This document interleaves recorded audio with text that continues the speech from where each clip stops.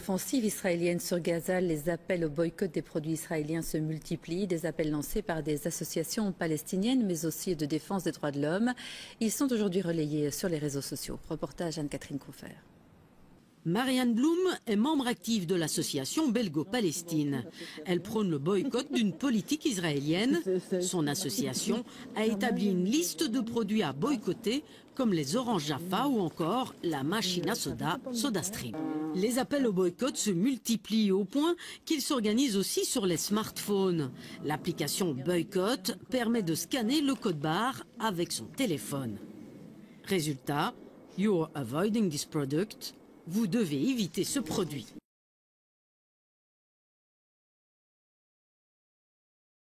Plateau Charonne, après l'échec des négociations la semaine dernière, pensez-vous que le boycott en Israël va s'intensifier? Voilà, le boycott c'est devenu la nouvelle réaction à la mode contre Israël, et bien entendu tous les pays qui sont hostiles à Israël, tous les pays antisémites, tous les pays qui ont des tendances anti-sionistes, ne parlent que de boycott, de sanctions. Voilà, c'est le nouveau langage.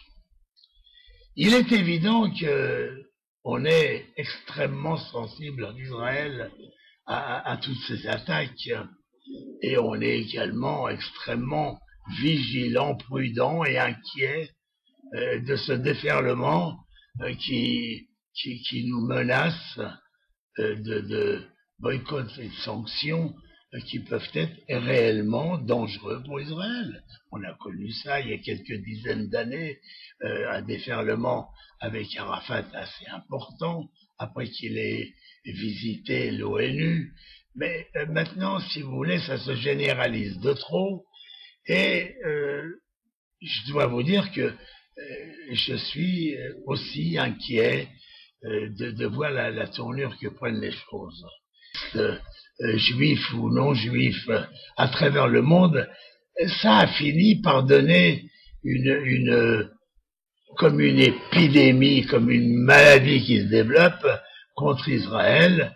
Et finalement, on voit en Amérique maintenant des jeunes qui étaient assez neutres prendre des positions contre Israël, quoique la population américaine reste totalement acquise à Israël et soutient Israël de toutes ses forces. Mais néanmoins, c'est vrai que nous vivons une période extrêmement dure, pleine de turbulences contre Israël.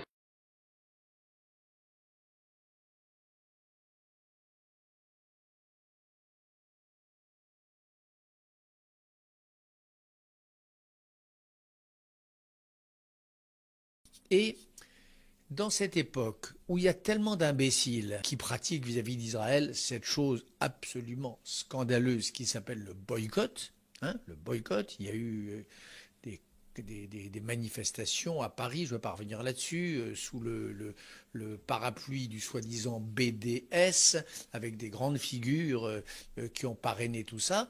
Ben moi, c'est une manière de dire que j'emmerde les boycotteurs. Voilà. Dire que j'emmerde les boycotteurs. Voilà.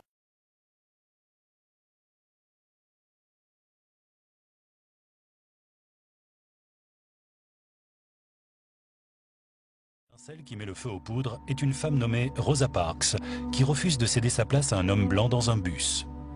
Il s'ensuit ce qu'on a appelé le boycott des bus de Montgomery. La campagne dure 1 an et bouleverse à jamais la vie de Martin Luther King et la politique américaine. Un beau jour, la ségrégation dans les transports publics disparaîtra enfin. Et quand ce moment viendra, nous n'hésiterons pas à affronter la réalité avec dignité, rectitude et raison. Tandis que la nouvelle du boycott se propage, le jeune prêcheur de 27 ans se retrouve propulsé au rang de symbole incontournable d'une nouvelle forme de combat politique. Des gens viennent de tout le pays pour lui prêter main forte. C'est ici, dans son presbytère de Montgomery, qu'est échafaudée la stratégie qui va façonner le mouvement des droits civiques. Le conseil exécutif de l'Association pour l'amélioration de Montgomery recommande que le mouvement de protestation, né il y a 11 mois, contre les bus municipaux, soit interrompu. Par un gris matin de décembre 1956, Martin Luther King monte à bord du premier bus de Montgomery ouvert sans discrimination aux Noirs et aux Blancs et s'assied où il veut. L'Amérique ne sera plus jamais la même. Le boycott a propulsé les revendications noires dans les rues des villes alors qu'elles étaient cantonnées aux tribunaux.